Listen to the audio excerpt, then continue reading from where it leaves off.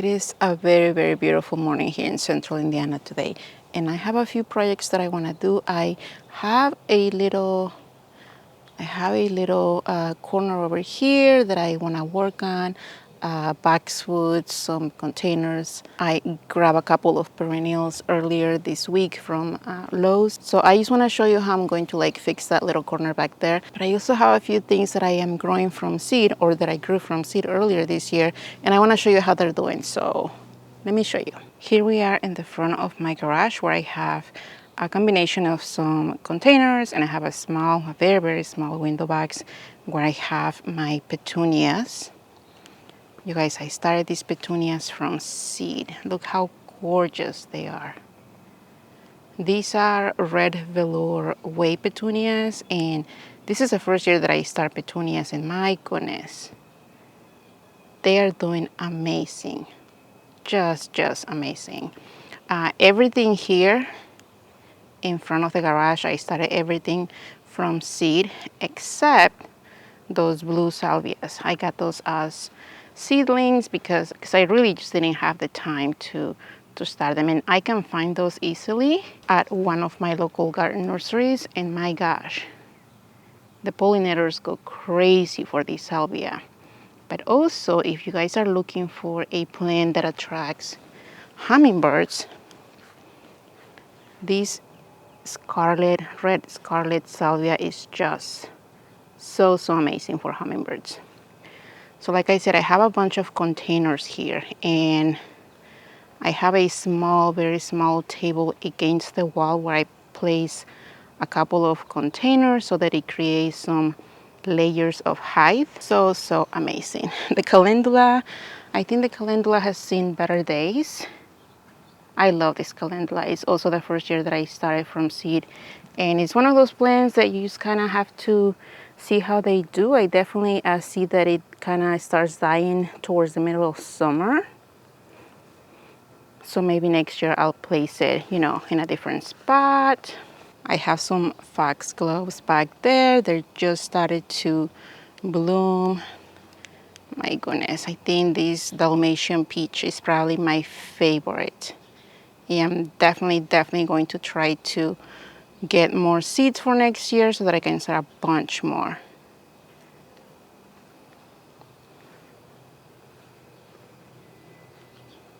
I have a dahlia over here on this container, and if you notice, I have that vine that is a snail vine that is going up the window, and I do have it in a small container with the alyssum there. And I have been keeping an eye on the watering, because even though I have these containers on irrigation, they do dry out very quickly, so I have to just keep an eye that they don't completely dry out in between waterings. But my goodness, I just love this little corner.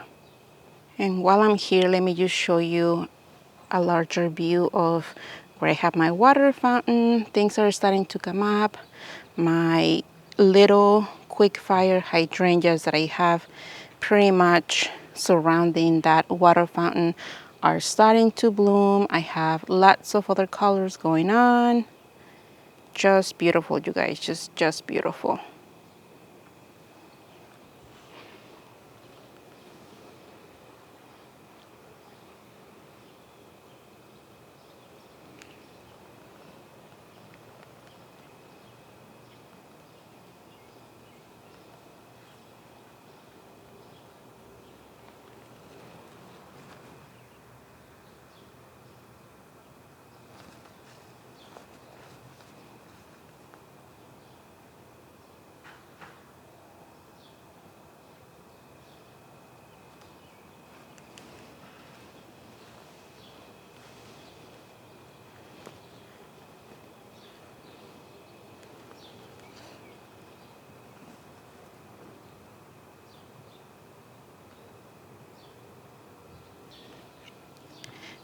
If you guys remember, I pruned a huge amount of that honeysuckle that I have growing on that wall, on that diamond trellis. And some of you messaged me saying that maybe I took quite a lot and then the plant was going to really suffer.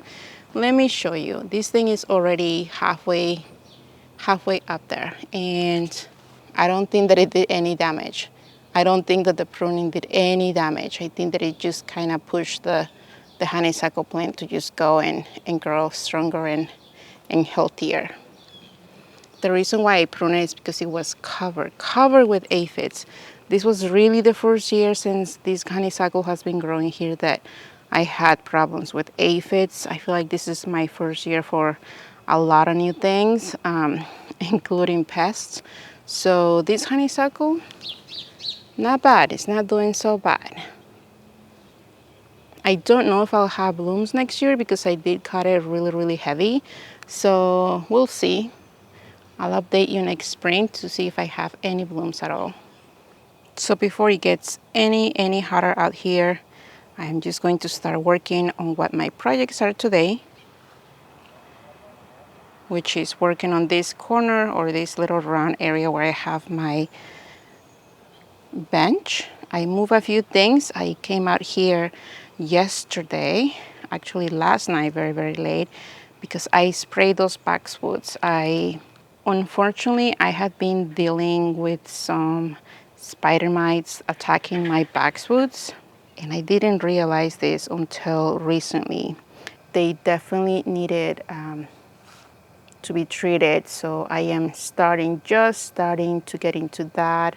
I sprayed a bunch of stuff last night, and if you know me, you know that I absolutely hate to spray anything that will kill something, because most of the time sprays just don't kill the one thing that you are battling, but they kind of tackle everything. So I did my best to do it really late at night, just going where I needed them to be.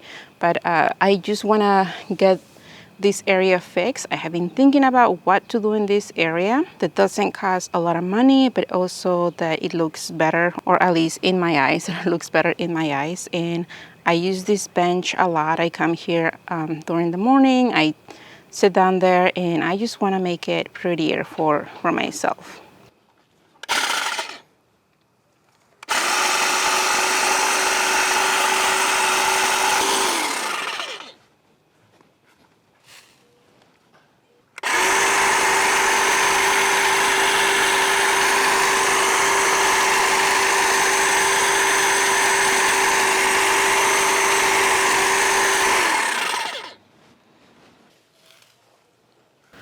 I normally don't prune my boxwoods in the middle of July. I normally do them early in the spring and then later in the summer, like later in the summer. But these guys have been, I have been watering them a lot. I noticed that two of my boxwoods on the other side, my round boxwood hedge, they're really getting really bombarded by spider mites. And I noticed these guys, some of the leaves are starting to look like that. So I have been watering a lot of these guys, and boxwoods, if you give them plenty of water, they'll just keep on growing. It's a beautiful thing, but also you kind of have to keep on top of them, pruning them maybe more often than you would, especially if you have them in irrigation. So I am not going to trim any other boxwoods right now, just these guys, because I am getting ready to put some containers here, and if I just let them, then later it will be harder for me to get them. But I probably will prune them once again here later in the summer, just in case. There is something so relaxing about pruning boxwoods that, I don't know, it gives me that nice feeling that everything's okay, everything looks good, right? I don't know, maybe it's just a me thing.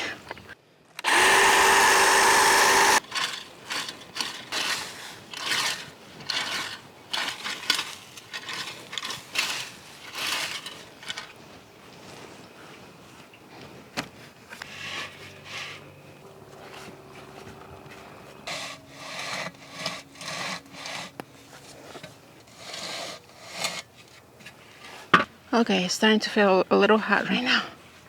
I love these containers. I got these containers at home. They were having a sale last week. Of course, they're always having a sale. They were having a sale on containers, and I just grabbed these two, and they are lovely. They're heavy, but they're lovely. I wish they were a little bit taller for this space.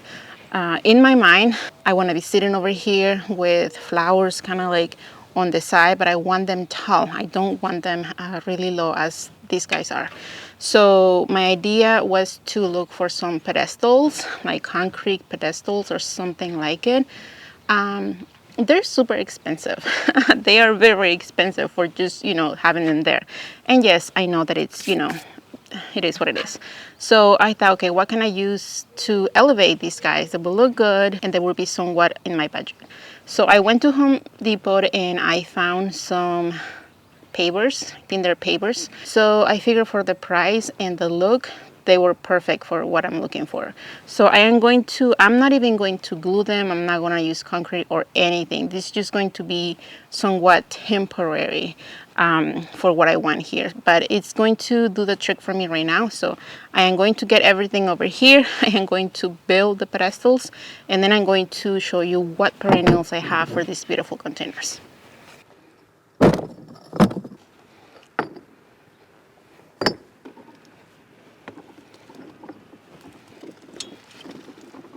Oh my gosh, it's so heavy.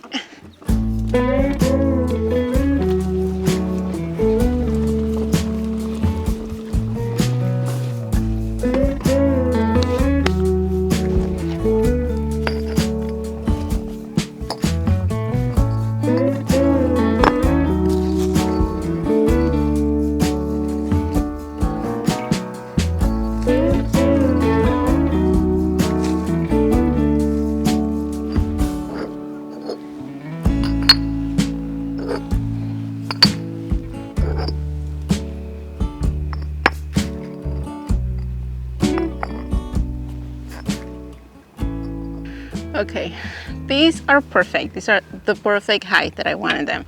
So I'm pretty much gonna do the same thing on the other side. And so far, so good. Okay, the sunlight is almost on this spot. Gotta hurry up if I wanna finish this video and make it somewhat look decent. I have my potting mix already in the containers. I am not married to one brand, one type of potting soil. Whenever I'm able and whenever I am at Menards, I make sure to grab a couple of their blue bags, their Pro Mix bags. There we go. For the amount of potting mix and for the price, for me, this just makes sense. So that's what I'm using, but sometimes if I'm in a pinch, I just go somewhere closer because Menards is about 20 minutes from me, but Lowe's and Home Depot, they're like 5 minutes from me. So it just depends. So potting mix are in the containers and I am going to put 3 of these perennials. These are coreopsis. I'm gonna bring you closer so that you can see the gorgeousness. These are coreopsis and they are, let me find the tag, Little Bang Red Elf Coreopsis. I'm gonna put the name on the screen. But these are these beautiful, they almost remind me of small dahlias. I don't know. I saw them. I was looking for perennials. I was looking for some perennials to put in this container. And I found this, and my goodness. The blooms are just gorgeous. They're beautiful. They are the small 1-gallon containers. I got a bunch of them. I got 3 for each container. And I think that these are just going to be gorgeous. Gorgeous, gorgeous. Sometimes when I have containers, I like to go all out with, you know, like doing your filler, your thriller, and all of that. But sometimes just having one single plant in multiples in one container just makes a nice statement. And I think this is it.